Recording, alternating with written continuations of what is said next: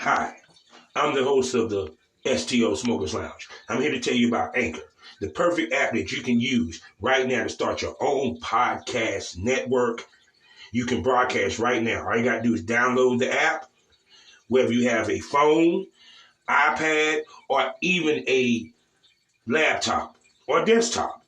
You can right now download Anchor or go to Anchor FM right now and start recording and have your stuff broadcasted over multiple platforms such as Spotify. So go to Anchor today and start your podcast career like I have. Because trust me, I love me some Anchor.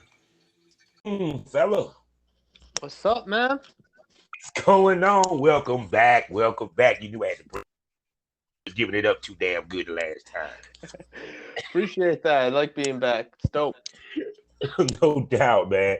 So first of all, to start off, I didn't get a chance to say on any of the other shows, rest in peace, Biz Markie. Man, man, that hurt. That hurt. That hurt was the equivalent of Tupac for me and Biggie. Because of what he meant to me and my growing up in the game of hip hop. Yeah, me being of the younger generation of people coming in, like we didn't like we had Pac and Big, obviously, that we looked up to, but by the time that I was, kind of finding music and developing my own style, they had already long passed. Yeah. So it was people like Jay-Z and Eminem for us. Yeah. Oh no, trust me. If Jay-Z ever leave this earth, God forbid, the world would cry. Oh yeah, absolutely. Because it's saying, but it's like people don't realize how much Biz Markie brought to the game. Because also he was one of the guys that originated the beatbox, which is an art of hip hop that no one uses anymore. And he was good at it. It's still alive in like certain circles, and it's so dope. Like I remember there would be periods of time where I would be going to shows, and just like a little sidetrack story, but there was one point in time where I showed up to a venue, and it was the debut opening of the venue. It was the first day, and someone had given very loud files to play beats. And when the engineer started playing it, he didn't have a limiter on the system, and it blew out the sound system. So now they're like, all right, well, it's your turn to go up, but we can't play any of your beats. Luckily, my boy was there with me. I said, yo, do some beatbox. So he went up, grabbed the mic, started beatboxing, and I just spit my bars over him beatboxing, just adapt my flow to, whatever his tempo was. And it's a beautiful art. It's a beautiful thing when it actually happens and it comes together.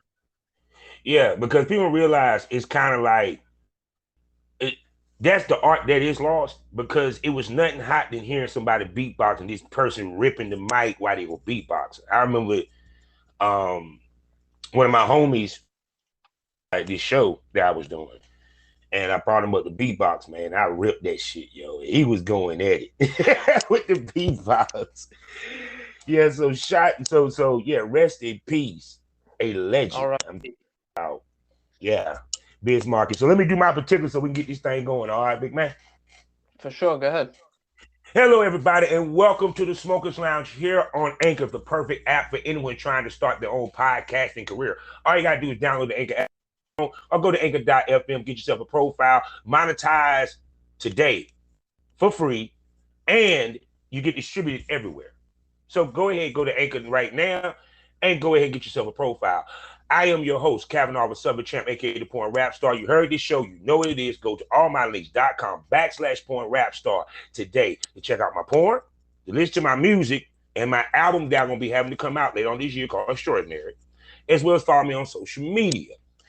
Also, we are sponsored by the Facebook of the LS community. I'm talking about lsworld.com, the perfect place for anyone who's trying to start their life in the lifestyle, in BDSM, or you already in it and you just trying to find a new place that you can just do some fuckery on.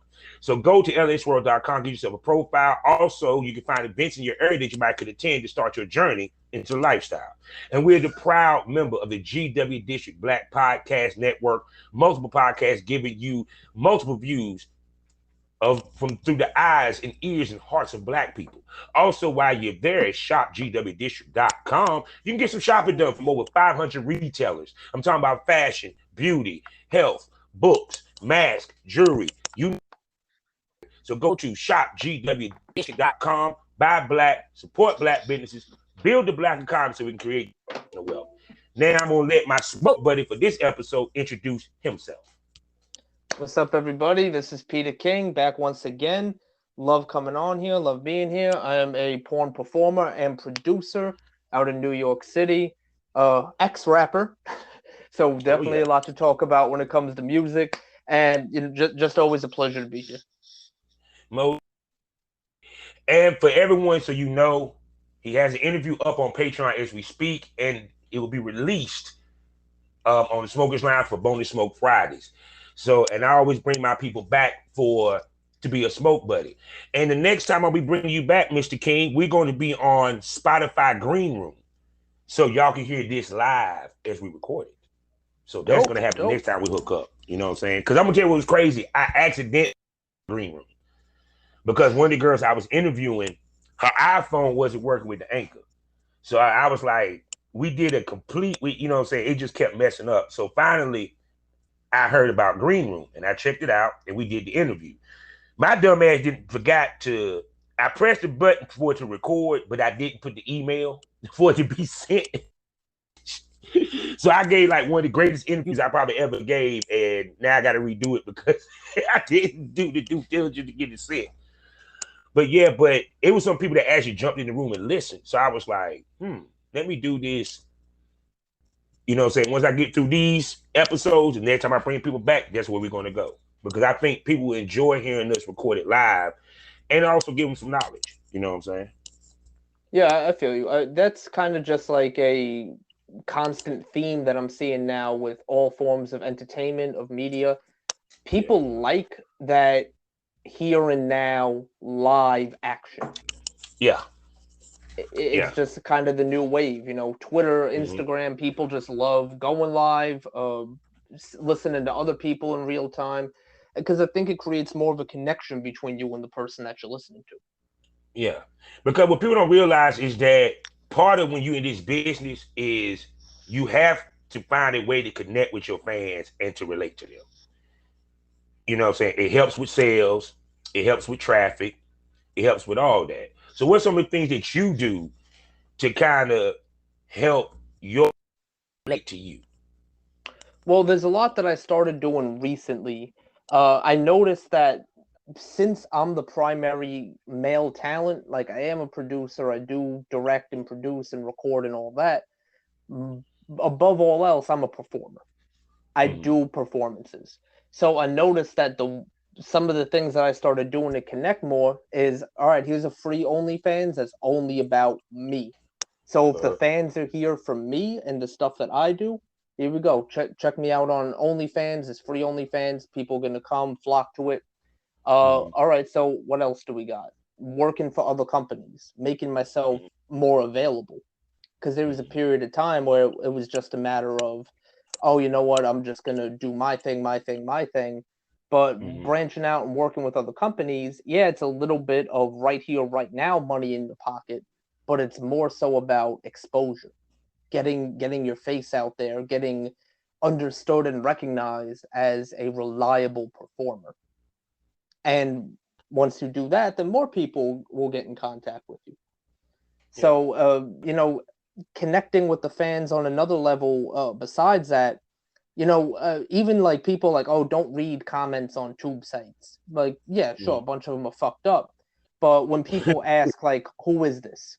What's this person's name? Or they ask, like, a particular about the scene, answer them. Talk to them. Let people know that, hey, you know, you're giving feedback, you know, it's constructive, or you want to know something. I'll talk to you. And that people remember that. People remember that interaction. Yeah, because I always tell girls, when you start this business and when you start dropping your videos, you become somewhat of an instant celebrity because you'll easily be recognized or what have you. And I think a lot of times girls don't understand that when you do that, now you kind of change your movement and the way that you move in the industry as that is you would if you was, let's say, you on Love and Hip Hop. You get what I'm saying? That you have to treat yourself and move as a celebrity so people can respect that and look at that. At the same token, look at you as, yeah, he's the next. Yeah, he does what he does, but damn, he cool as shit. You get what I'm saying? Yeah, and what I think would help a lot of people kind of internalize that and process that better is just look at your numbers. Just go on X videos, go on Pornhub, look at how many total views you have. Even if you're a small amateur company, you probably have 5 million views. 5 million people have seen your work. That makes you somewhat of a minor celebrity. Yeah. So that means that people are going to be asking you questions, and obviously, like when there's bullshit, you don't entertain the bullshit. There's always going to be people just kind of throwing shade and just hating or whatever. You know, you don't have to pay any mind to that. But the important thing is to not let the real, genuine fans who want to interact with you and engage with you and have conversations with you, don't make them feel like you're neglecting them. Monetize them. Find a way where you could take this person who, oh, you're always in my DMs, you're always trying to talk to me. All right, how about this? Subscribe to my OnlyFans and we could DM as much as you want. So now you have this person who, if they really want to talk to you that bad, they'll pay that $5, $10, $15 a month, whatever it is, if it means that they have a greater level of access to you as an individual. So why is it that girls put more stock into following instead of true fans? Because with men, get more true fans and they get more fans, we get more true fans. You get what I'm saying? So why do women put so much stock into following versus fans, while we put stock into fans and customers more than following? I don't even think that it's much of a divide between men and women as much, because I know there's a lot of men, and not even performers, but men who produce, who put so much effort into, I want to crack 50K on Twitter, I want to crack 20K on IG. And they think that, you know, a lot of people, it's easy to think that this is going to translate to money, because more eyes on me equals more potential customers equals more money. But the fact of the matter is, there's a lot of people that follow you on these sites, and they're just there to see the free shit. Like whatever little crumbs and scraps that you throw out there for free, that's all they care to see. You know, they look at that, they acknowledge it, okay, cool, that's nice, and then they move on. So it really does come down to taking these concepts of, all right, I have all these eyes on me. What are ways in which I could monetize this number of people? It's not just going to be a direct one-to-one translation of more followers equals more money. It's going to be, I have more followers. Now, what can I do to get these followers to spend money on me? It's not going to be automatic. Yeah. Because I find it interesting, like, girls always put the facade, they are consistently making that money they first was made. Like, you might hear, like, for example, when they talked about Jimmy Smack, they said Jimmy Smack made $1 million. And I told somebody that was on another episode, I said he made that one time. I said the difficulty of making $1 million with this business off of sales is very difficult, and to be able to maintain that. And I told him, I said, trust me, after that one month he got that, it was a huge drop off. And you kind of see it now because he done disappeared. You feel what I'm saying?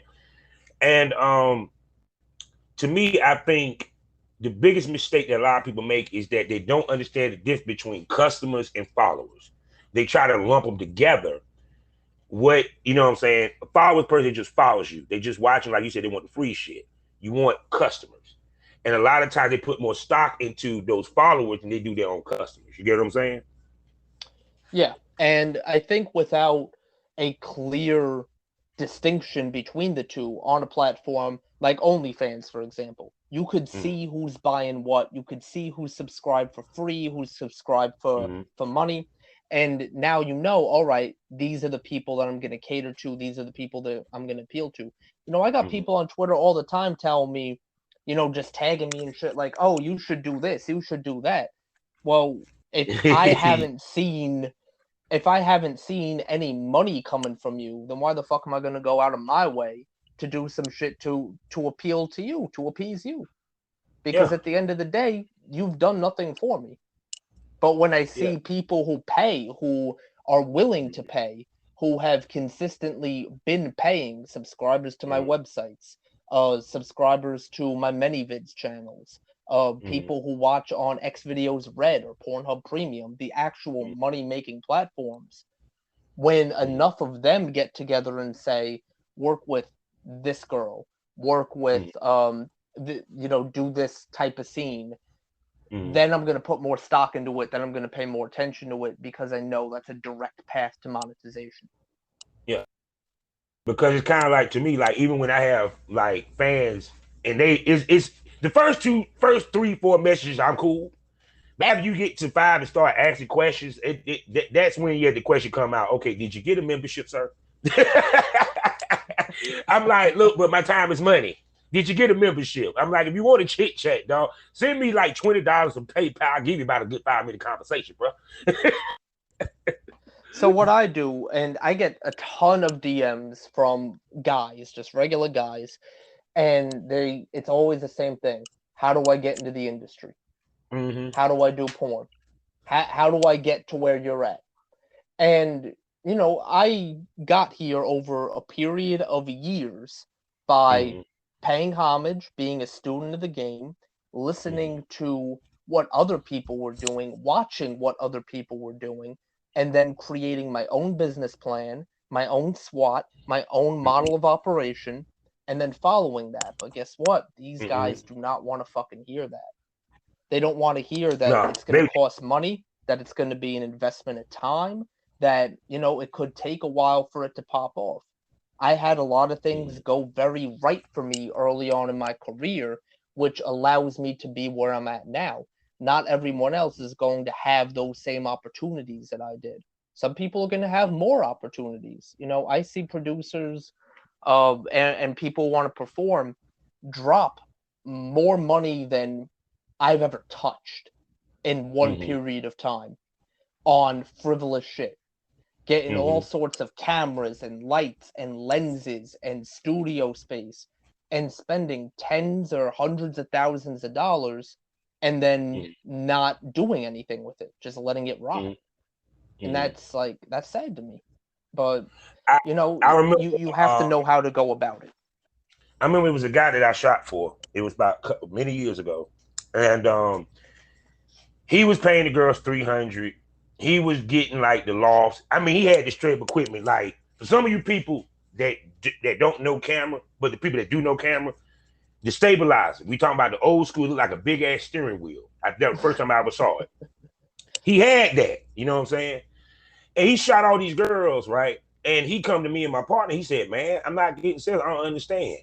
But we are not using the same equipment, but we was getting sales to him because he kept, at the time, we kept explaining to him, you might want to start shooting BBWs because that's what's getting hot right now. And because he was not entrenched in the industry, he didn't understand. He didn't pay attention. And how important it is to pay attention to trends, because you talked about the numbers. We go in and look at the numbers. A lot of times, I talked to a couple of females. A lot of them really look at their numbers and do an in-depth analysis of their sales. You know what I'm saying? How important it is to pay attention to your numbers when you go in there and not just looking to see how much you made. As a producer, I would say it's probably the most important thing that you could possibly do, because from my standpoint, here's what I do at the beginning of every month. And here's some free game for those of you who want to get into production. Here's some free game for you. This is what I do. I go and I look back at every scene that I've done. And I add up number of sales. How many sales did I get on ManyVids? Direct, business to consumer sales.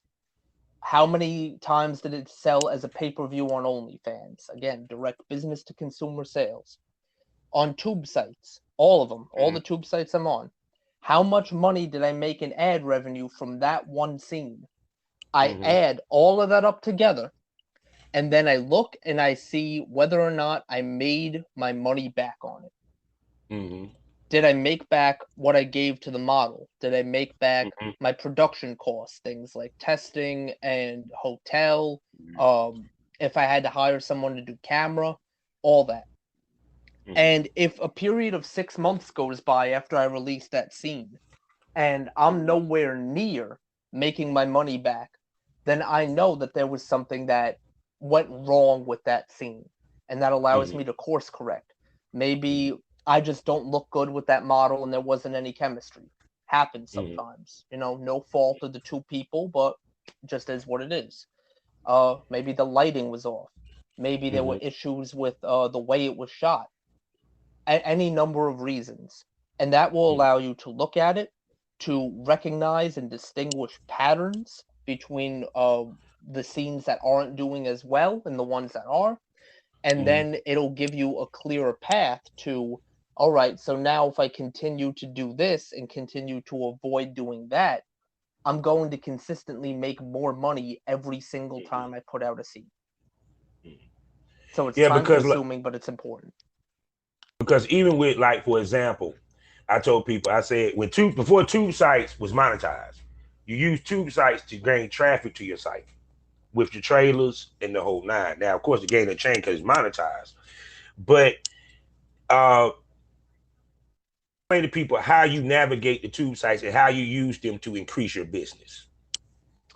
So tube sites in particular, you have to go about it in a way that makes sense for you.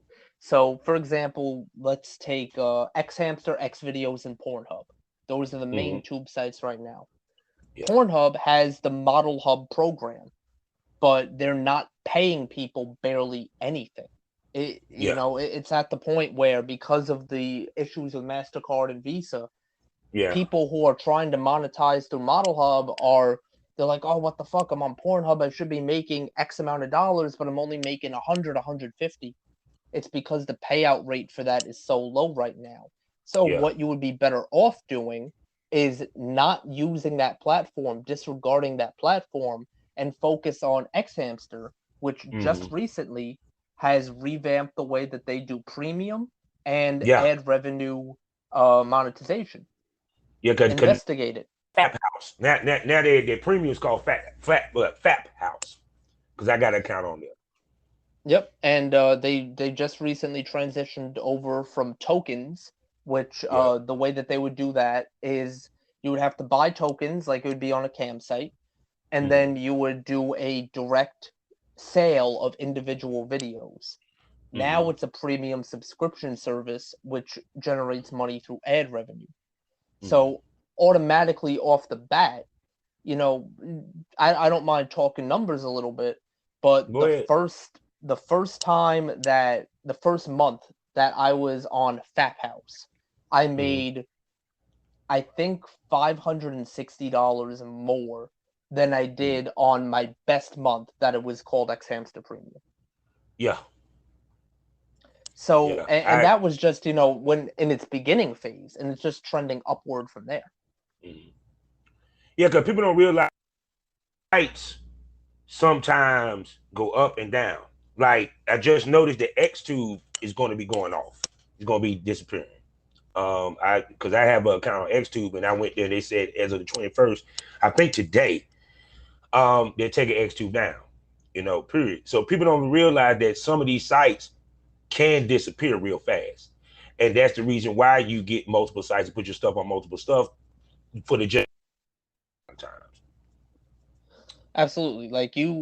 And that's what I try to tell people when I'm talking to them for the first time. I've had people come up to me and just be like, "Oh, I'm making such and such on OnlyFans." I'm like, "That's cool. What else do you have?" "Oh no, I'm just good with doing the OnlyFans."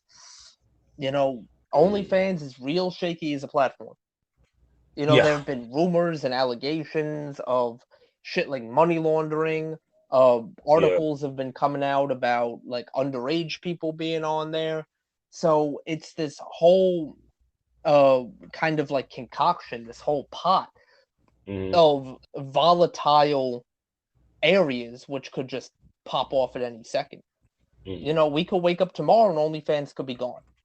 yeah, Uh, And there have been people before who have kept money in their OnlyFans account because they didn't want to transfer it all to their bank right away. And then they just look at it one day and it's all gone. Account shut down, OnlyFans keeps the money. I talked to girls like that. They was like, they went on their OnlyFans, they couldn't get on it. They got an email saying that everybody that subscribed, they sent their money back to them in the whole nine. And I was telling people the main reason why OnlyFans doing what they want to do in this is because they're trying to become publicly traded. So people can understand you can't be in the adult film business publicly traded. I can't name an adult film company that actually has stock on Wall Street that you can buy stock for. And so it just so happened that because they want to do, the sex workers are going to take the brunt of that loss.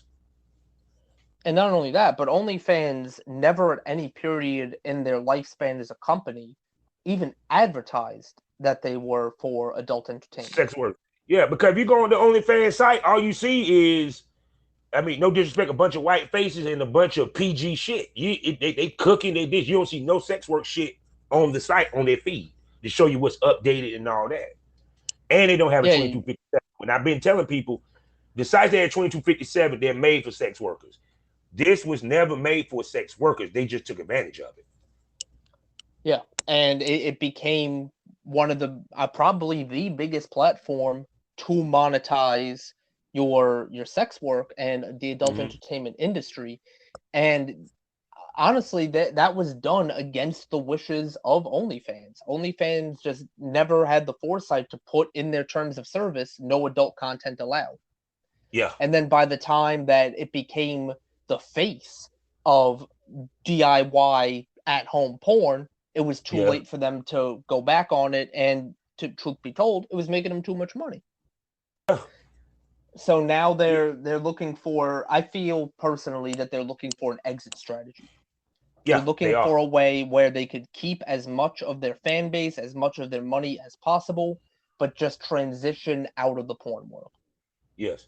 And that started when the celebrities got wind of OnlyFans. They said, we finally got what we wanted. We got Cardi B, we got Suki Hana, we got Tiger showing his dick. We gotta get these bitches off of here. We gotta get these bitches off of here, man. We fucking up. We gotta get these bitches off of here. That's what I think exactly happened. Because they didn't think the celebrities were made to compete with Patreon. The best way that we can beat Patreon if we allow you to directly upload your videos, versus with Patreon, you got to go through a third party like Vimeo or YouTube, period. So they figured that would be the best way to compete, not realizing that would attract the sex workers to your site because they could do that. The most they could do. And the ability on OnlyFans too, they have other features which are more reminiscent of a cam site. So things like OnlyFans Live, going live, that whole shit. And it's very clearly not made or designed or engineered to be a porn-friendly platform, but people just kind of saw the opportunity there and ran with it. And I'm not mad at anybody that did, but now it's at the point where, we see the articles coming out, we see the reports of OnlyFans and the leaks of them saying we want to have an IPO, we want to be publicly traded. The writing is on the wall. So I'm not mad at you if you're on OnlyFans, if you jumped on the wave, but now is the time to really consider what your other options are. Where else can you take your content, run with it, and make money off of it?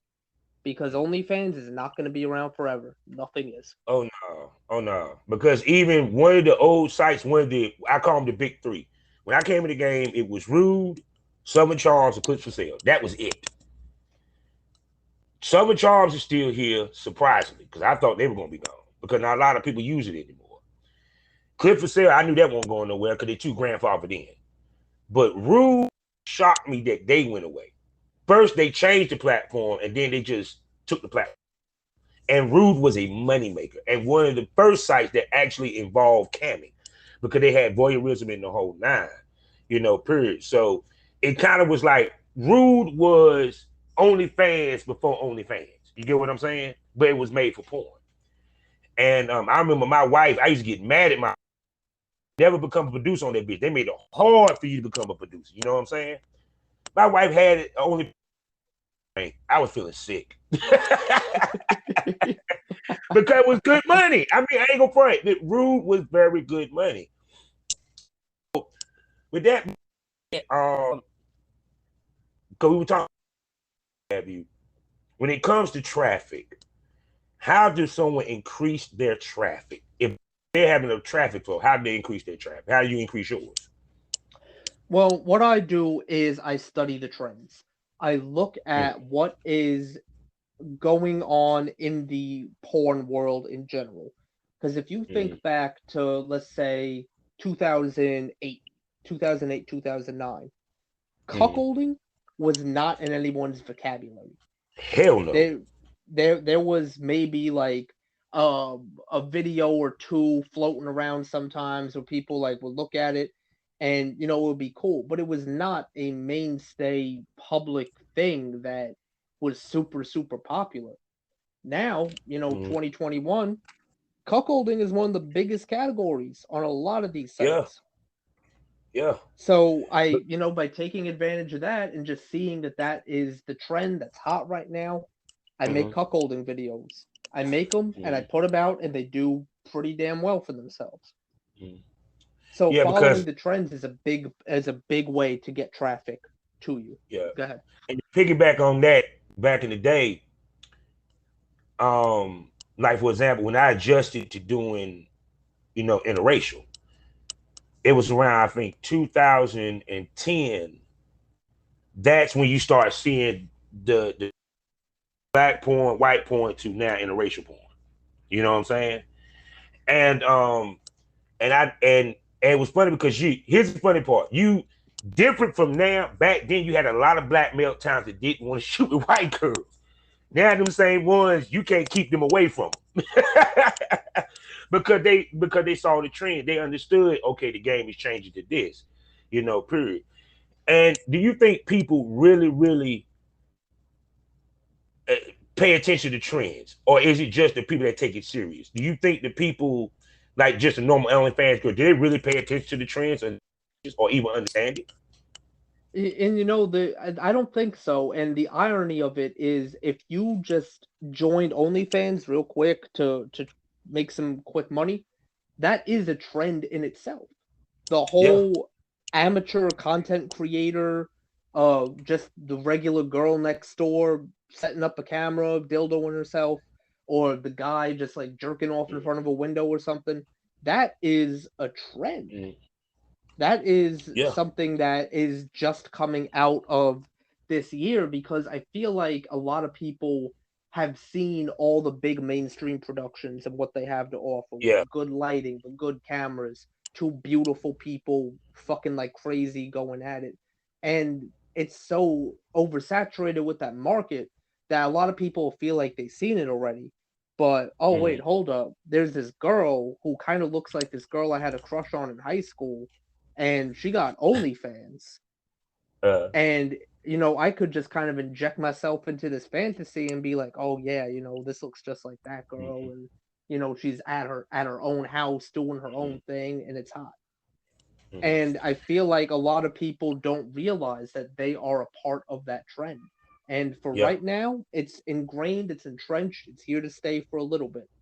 Eventually, something new and crazy is going to come along, and people are going to jump on that train. It's just going to be a matter of, what is it? What's it going to be?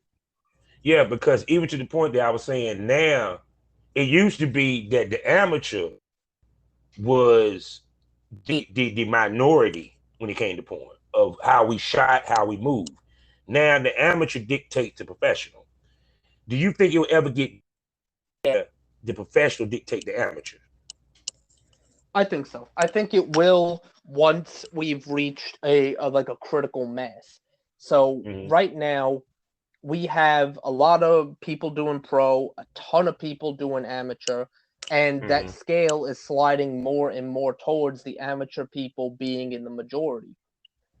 Eventually, it's going to get to the point where people are like, this shit is not very well produced. The lighting isn't very good. The camera is shaky as hell. I want to go and watch like a well-produced I want to piece of watch Peter media. King Productions. I want to watch Peter King Productions. I want to watch BCM Triple X with Cat. You know, because I keep telling everybody, no matter how much they love amateur, they always come back to the professional because it looks better and it creates more of a fantasy versus reality. Because everybody takes a break from reality, even when, like, for example, you got all these reality shows, but yet your top show at one point was The Big Bang Theory. You get what I'm saying? Outdoing Love and Hip Hop. Why? Because people love that storytelling. They love theatrics. You know what I'm saying?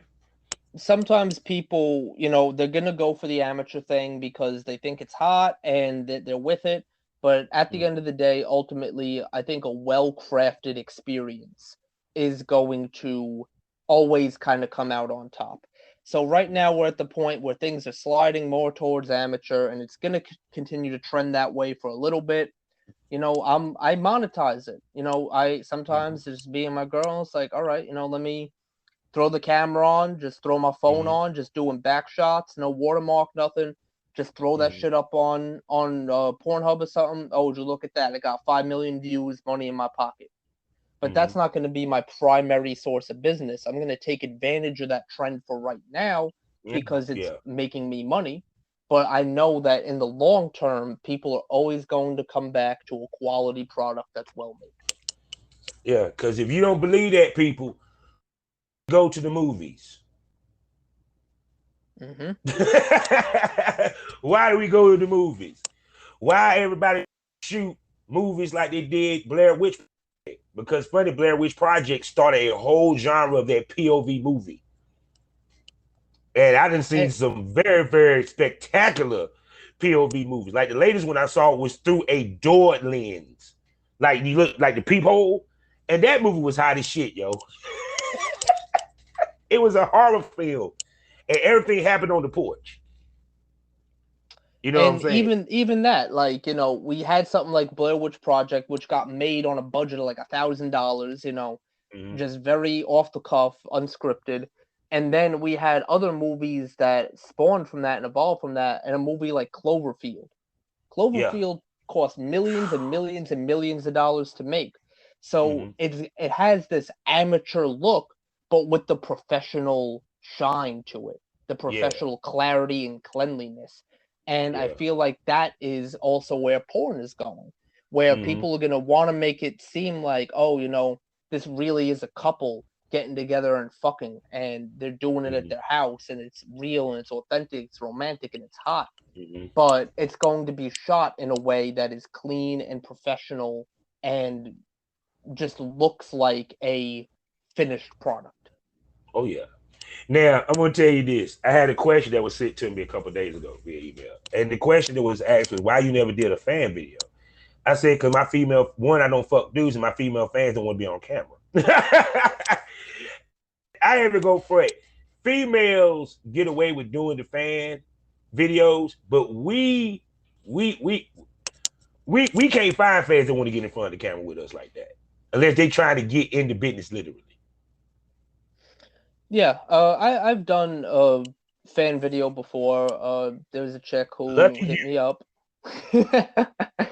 And she hit me up and she was like, hey, I'm going to be staying in New York for a couple days. I want to do a video with you.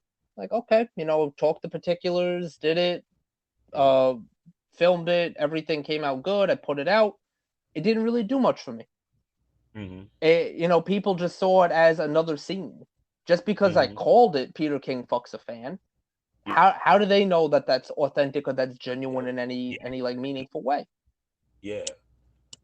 So but when a girl, and here's indictment to you because you do so much professional work that they automatically assume that she probably was a professional model. That's also correct, and I think part of it too is, and this is the crazy part. I'm gonna put on my tinfoil hat, go on a little conspiracy theory here. There's a lot of the girls who put up a video and say, oh, lucky fan, who's the next fan who wants to fuck me? I feel like the majority of those are male talent. are just like guys that they shot with before, guys that they know from working in the industry. But since their face isn't being shown, they could say that's fucking anybody. As long as you don't have like recognizable tattoos or whatever, you know, that could be anybody's dick. Yeah. So the girls will do that and say that as a marketing strategy, because now now it's getting these guys ideas like, oh, if I subscribe to OnlyFans or if I subscribe to a website, maybe I could be the next fan. Not knowing that she's not really out here fucking fan. She's out here fucking professional performance. The perfect example, Marie. I do not believe that majority of the guys that she be fucking talking about, these are fans from a membership site or actual fans. Because I actually knew one of the guys that she shot with, my man, Mr. Star. He was not a fan. He was trying to break into business. And a lot of these guys I see are trying to break into the business, but she used that model to attract clientele. You feel what I'm saying? Which is not a bad model, because we dumb as fuck anyway. We believe anything. I can fuck Carter Marie as a fan with my little dick. No, she's not going to pick you. She's not. No. Even the fans they pick is not a real fan fuck. Meaning they literally choose the best out of the best of their fans to fuck. They just don't pick the dude that won the contest. You get what I'm saying? Yeah, like I respect it as a monetization model, and I think it makes a lot of sense, because if you got all these dudes hitting you up to fuck anyway, you might as well be like, oh, I do fuck a fan contest on my website. If you subscribe, then maybe you'll get a chance. Why not? The guys who are gonna want to subscribe and they're like that thirsty for it and they think it's real and it's genuine, they'll do it. Yeah. Absolutely, they'll do it. So take advantage. Take advantage, make your money, secure that bag. I ain't mad at you. Amen. So tell everybody where they can find you, Mr. King. Oh, Mr. King can be found on peterskingdom.com, on rawwhitemeat.com. You can catch me on Twitter at PeterKing, PRODU1. You can catch me on Instagram, produced by Peter. You could catch me on all the major tube sites, Pornhub, Xhamster, Xvideos, OnlyFans, at Peter King Productions across the board. See, say no more. Life is a learning experience. What's the point of experience? You didn't learn anything, people. Smoke that over. Thank you for coming to the lounge, Mr. King. And the next time we hook up, we're going to be on Spotify Green Room, and y'all better show the fuck up. Hell yeah, we're going to do it live. Amen. Take care, buddy. Always a pleasure. Later, man.